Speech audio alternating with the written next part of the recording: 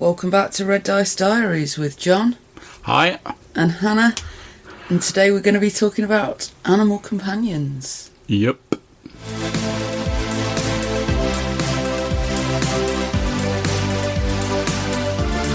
So this episode in part was spurred by a number of people in response to some of our previous episodes on voicemails, some of which you'll hear on Thursday, and via other communications, mentioning the film Beastmaster from 1982. And it was mostly related to the sort of bat-like people in it who wrapped up and digested their foes, because that's something we were suggesting in our Cloaker episode. Mm-hmm. But as we were watching it, Love, you were saying it might be an interesting idea to talk a little bit about animal companions in terms of roleplay. So, Love, animal companions. So, yeah, for people that aren't familiar with the movie, I thought I'd seen it, but it wasn't the film that I remembered. I've no idea what film I was remembering. Yeah, I know I've seen it when I was very young, but I've not really seen it since, so it was almost new for me as well. But there's a guy who is your classic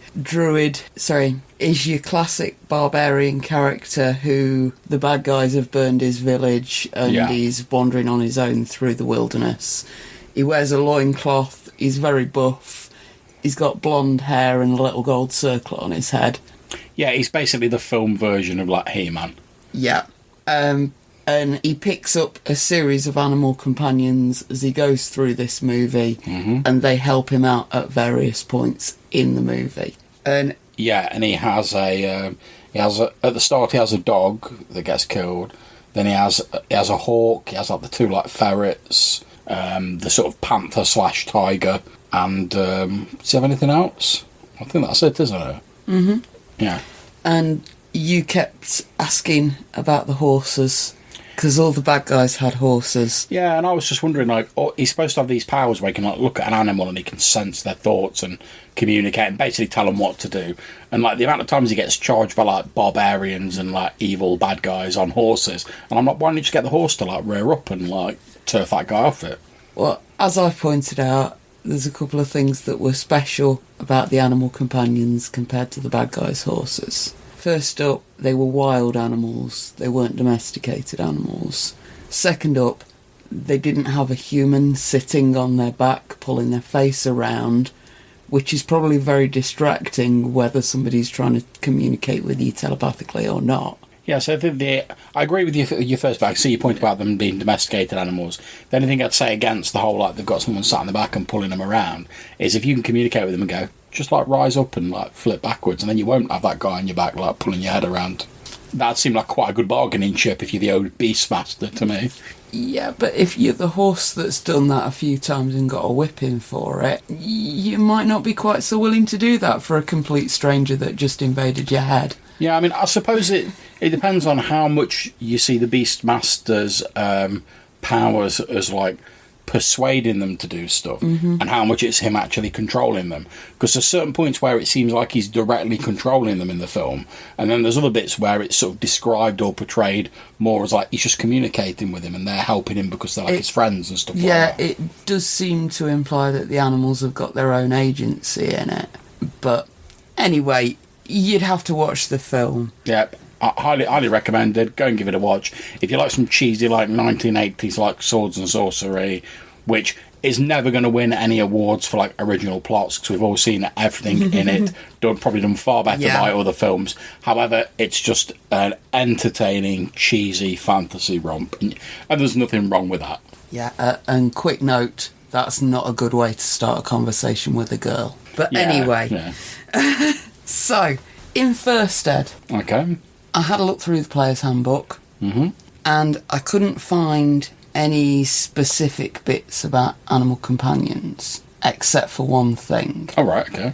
Now, I'm sure our audience probably knows these books far better than I do. I've not spent much time looking at the First Ed books, except when we've been recording the podcast. Yeah. But the only bit that I could find in First Ed for that sort of a thing is that the druid has this first level spell called Animal Friendship. Yeah. And with this spell, you can gain permanent animal companions. Okay. You basically roll for the animal save versus magic when the spell's cast. Mm-hmm. If it fails the save, then it just becomes friends with the druid. It'll follow them about. They can teach it up to 3 tricks, which can't be complex. So as difficult as a trick you could teach a dog. And then as you get higher levels, you can attract more hit dice worth of animal companions. Is there any limit on that, on how many animal companions you can have? Because it sounds to me a bit from listening to you talk about it that it's vaguely similar to the mage's spell that allows them to summon a familiar, but they can only have like 1 at a time. Is there any sort of limit on this, or up to 2 hit dice of animal per level? Right, okay. So you've got to have multiple animals, but they'd be weaker than if you just had 1 animal. Yeah. That's cool, that makes sense. And that particular spell basically represents what the guy's doing in that particular movie. Obviously, within the game... Yeah. Now, you said mages get a spell to summon familiars. I've not looked at that one. Give me a sec. Yeah, 'cause if I remember correctly, while you're looking for it, they... like familiar, I can't remember exactly what edition that started in, but their familiars tend to be like either like imps or like small animals, you know, like crows and mice and stuff like that. That the mage that sort of like becomes supernaturally loyal to the mage, and he can sort of like influence its behaviour and stuff like that. That's as far as I remember how it works anyway. Monster summoning. It might not be a thing in First Ed, I don't know. Doesn't seem to be. Do correct us if we're wrong, audience. But then... Second Ed... Yeah. It became sort of a different thing. Okay. In that you've got proficiencies, non-weapon proficiencies, that allow you skills with animals. So animal handling, animal law, animal training. Right. Which... between them, you could have an animal companion equivalent to a druid if you're willing to buy those proficiencies for your character. Yeah, I think this was like the first attempt by like AD&D to sort of like crowbar like a skills system into the game, wasn't it, really? And by third ed... Obviously we've got skills a go-go. Yeah, and pretty much anyone can have an animal companion. Although I know in third ed the familiar spell you were just talking about was definitely a thing by then. Yeah. Where certain types of spell users could effectively summon animals that were more than just a pet for the character. Another example as well that we've got in terms of animal companion, to sort of go back to what we were saying earlier about horses, is obviously the paladin, where they tend to get like a holy mount that appears for them, and that they have in some of the versions they have to do like a little ceremony to like summon this horse, and again it's supernaturally loyal and more intelligent than a normal horse, and if it dies you have to like redo the ceremony. You can't just go out and get another horse. I know you were looking at the Dolmenwood book and the animal companions in there. What's that called? Yeah, well, Dolmenwood is necrotic gnomes, sort of like fairy tale forest setting for old school essentials and any other sort of older versions of D&D that was originally done as a number of zines, the Wormskin zines, and at the moment Gavin Norman is working on like doing a couple of books, which are like hardback books, and doing like a full together version of it. And I'm lucky enough, due to having like helped with some of the initial playtesting, I've got some of the very early versions of them, and in that is a sort of variant ranger class called the Hunter. And one of their abilities that they have is that they can attempt to forge a bond with an animal, and if it's successful, the animal becomes like a loyal companion. So the way this works is you can only have a single animal companion. If they die or is dismissed, the hunter can forge a connection with a new animal. Both wild and domestic animals may be companions. Giant or magic animals may become a hunter's companion at the referee's discretion. Animal species of human level intelligence are not suitable. An animal companion may not have higher hit dice than the hunter's level. And in order to establish a connection with said animal, the hunter must approach them in a peaceful manner, and they make a reaction roll, which is basically a 2d6 roll, and you get a +1 bonus to it, and your normal charisma modifier added. If the result's 8 or more, the animal becomes your companion. Once you've made that connection and they're cemented in as your companion, they'll follow the hunter everywhere. They understand basic commands, even if the species wouldn't normally do so. They'll fight to defend the hunter, and they never have to check morale. So they'll never run away like when the going gets tough. So that seems not exactly like what they have in Beastmaster, because obviously there's more of a sort of mystical, magical connection to that. But I quite like this idea of like that it's just an innate ability that class has. You don't have to worry about casting a spell or anything. It's just something that class can do. And like I say, it's like a ranger variant. And we know like people who play rangers, like oftentimes I'd love to have like an animal companion or like a pet or something with them, which I'm not against, to be honest. It's not really my deal, but you know, it adds something interesting to the game. So see, this is the next bit that I wanted to get into, because I know we've played with people who really, really love to have an animal companion. Yeah. Preferably 2 or 3 of them if possible. And then I know you yourself are not really bothered about it. You see it as a useful game mechanic sometimes if it's appropriate to the character. Yeah, if it works for the character, then, for instance, my friend John Drury was running still is running an irregular Dresden Files Accelerated game, and I'm playing a Valkyrie in that, and I've basically got a stunt that means you're kin to ravens. So although I don't have an animal companion, there's normally quite a lot of ravens around, and I'm like talking to them and stuff like that. But for me, it's always been a case of if it's just something that like is touched on occasionally, that's great.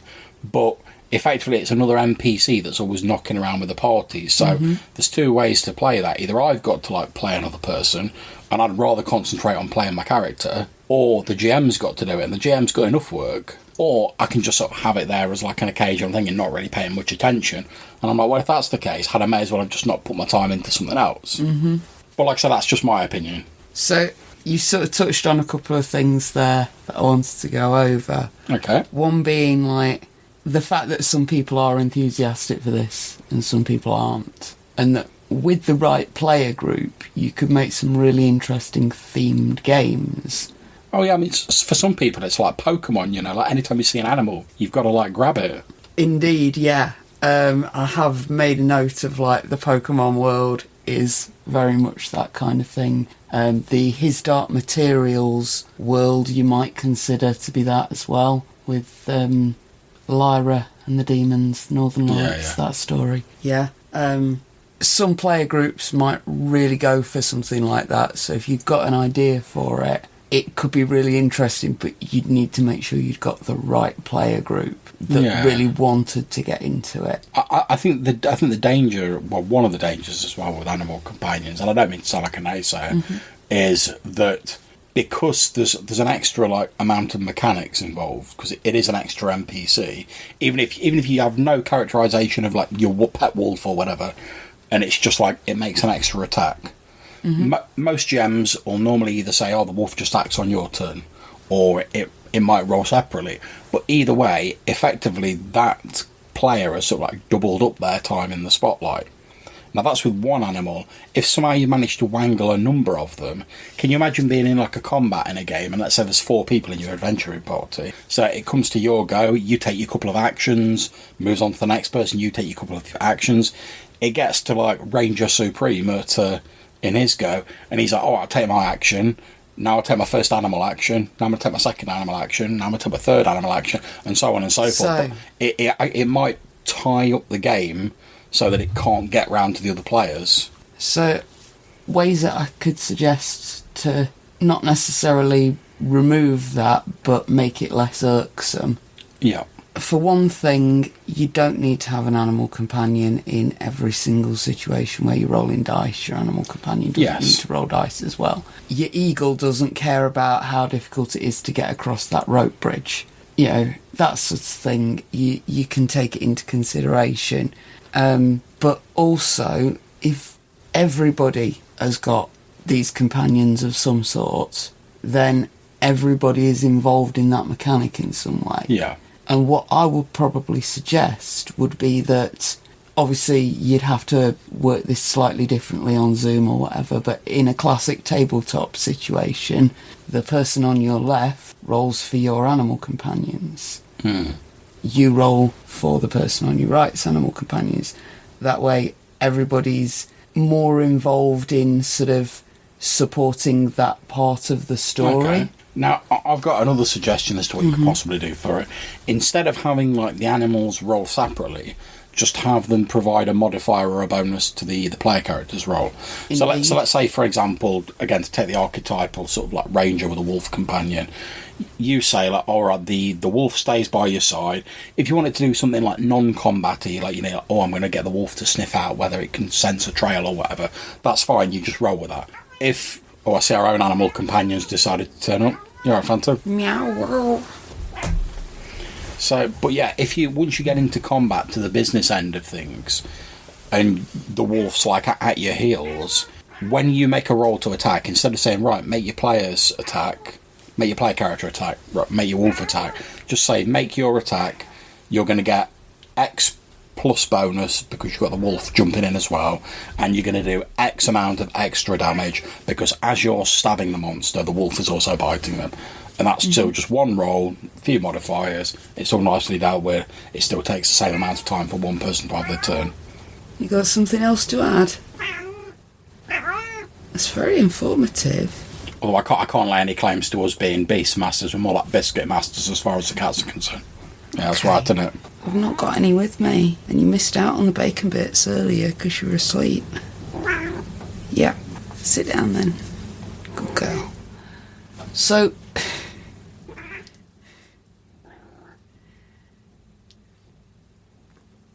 another option would be to effectively have most of the player group be playing the animals and one either NPC human or no humans. A story like The Musicians of Bremen, a story like the Beastmaster story. That kid was pretty cardboard cutout for a lot of it. It was the animals that made the story. Yeah, but I see you pulling that face. Yeah, well, I think it's all right if like you've specifically set up a game to say, right, you're all going to be playing animals. If I like turned up for like a D&D game and like I was spending more time playing someone else's animal companion than my own character, I can't really say I'd be down for that. Absolutely. Again, as I said, I've this turned would up to be play for the right player group. I've turned up to play D&D. So one other thing that I wanted to do for this episode was have a look at a couple of specific like scenes in that movie and things that they did with the animal companions that I thought were fairly interesting. Okay, yeah. And the first one that I want to suggest is about 10 minutes into the film.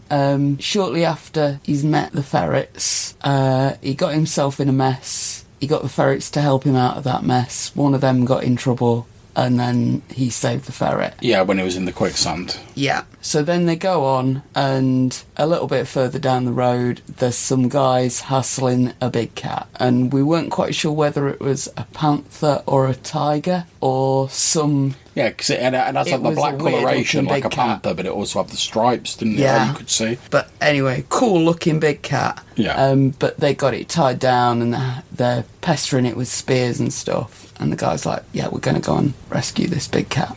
Yeah, and they were doing it while they were delivering the stunning vocal lines that would mark the bad guys throughout all of this film of yeah, which seemed to be all they could actually say during the entire film, apart from like Evil McEyebrows, who was the leader.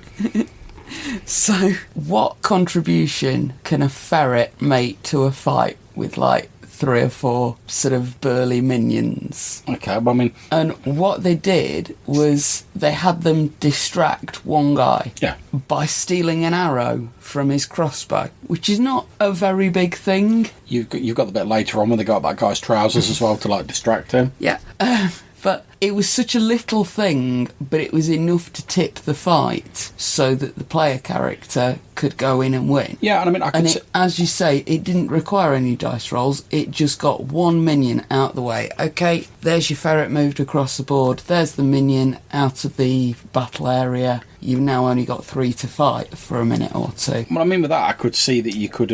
whereas, I was talking about giving positive modifiers, like when the minion's helping the animal companions helping your character. I would just see then you've just flipped it to a minus modifier because it's inconveniencing the bad guy. It just struck me as like a very nice, neat little example of a really good use of an animal companion. I could see it working in D&D because, like you say, all they did was like snatch an arrow from his like crossbow, and but each combat round in D&D only takes like seconds. So if you think if something delays you by like 6 to 10 seconds, you've lost that round of actions. So it wouldn't take a great deal. I mean, how many times during a day, on average, do you like get distracted by something and you pause for like a few moments? If you do that in a D&D combat, you've missed your go. That's it. So, another really good use of an animal companion, as far as like story goes. Yeah. A bit later on, he's fighting with some other bad guys, and the panther, tiger, big cat went chasing after a guy on a horse. Yeah. It ended up in a pit with this guy. Yeah, he was going to crossbow, wasn't he? Holding a crossbow above it. And then, new player character introduction. Oh, yeah, Seth. As the new player character appears... So, aye, someone's rolled up a monk. Sees this guy about to slaughter this poor defenceless animal and boots him into the pit with it. Yep. Where the animal is no longer defenceless and quite able to deal with the person that was trying to kill it. And he does that line where it's like, when you find yourself face to face with the animal at its own terms, maybe you will find out you are not so strong after all, or something like that. Mm-hmm. Yeah, it was very D&D monk. It's pretty much turned up as soon as I was like, oh, he's got a robe, he's got a staff, and when him and the boy like spun them round, like both together, like in time with each other, I was like, D&D monks. Very, very D&D monk. But it did serve as like a great way to introduce those two characters, to have them not have to deal with the player character until they've sort of been able to demonstrate to that player character by their actions where they stand effectively. I mean, I think it could make a very interesting scene, as you were saying, like when you do your animal companion, even if you've made the roll to like get the animal companion, instead of just being like, there's your animal companion, like maybe doing a little scene where like both you and the player know that like you're going to get the animal companion, but do a little scene where like, oh, I don't know, like the wolf's been caught in a trap and you take the trap open and like bandage its leg or whatever, or the villagers are like trying to hunt down the bear and you help it, and it'll just add like a little bit of extra flavour to why you gain the animal companion, rather than it just being like, boop, bear has joined your adventuring party. Yeah. So obviously there's a lot of standard uses for animal companions. You've got them sneaking in and out of places that a player character wouldn't fit through. Yeah, bit the old scouting as well. Scouting, doing fetch and carry, and we've mentioned thieving already with the weasel things. Yeah. I mean, obviously one of the advantages in terms of like scouting, reconnaissance and stuff like that is a lot of animals have methods of locomotion that most sort of like normal races in D&D don't share. So obviously if you get like a hawk, it can fly, it can just ignore certain things that would be an obstacle for you. So you might be like, I need to know what them guards are up to on the top of that castle.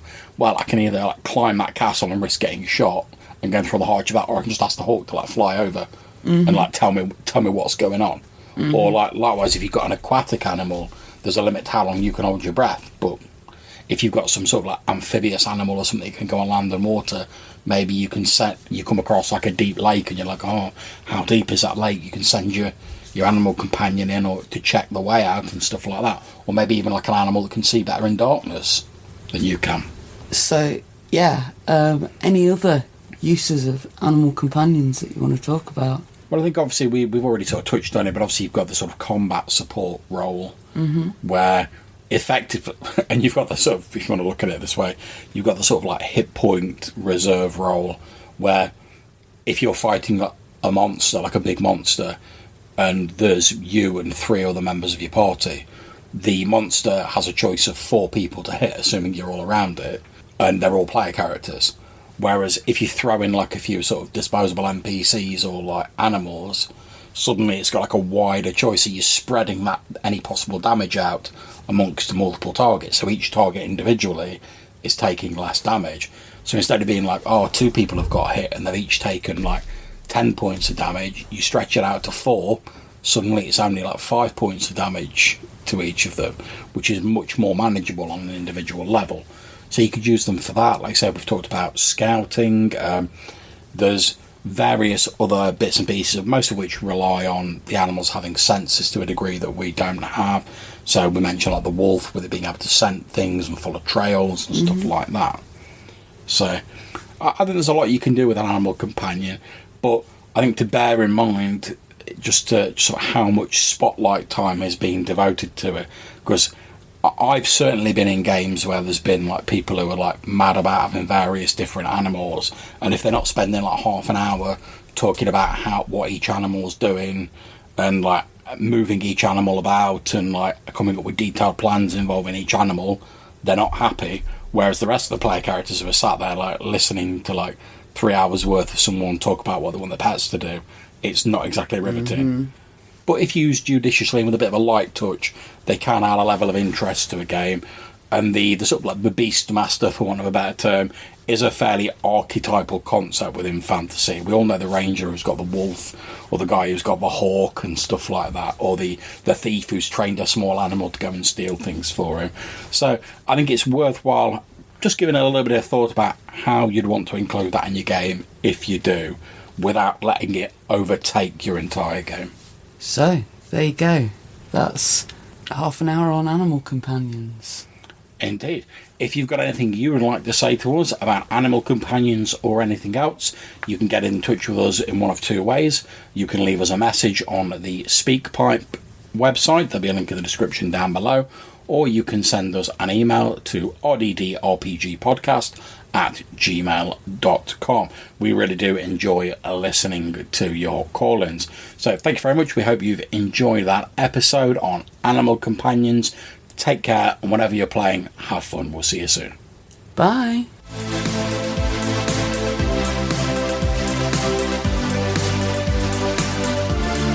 One other thing about that Beastmaster movie, you don't often see a manly man in a movie crying because someone said something mean to him. That king was a bellend, though. He did. I would have cried if someone had said that to me in that way as well.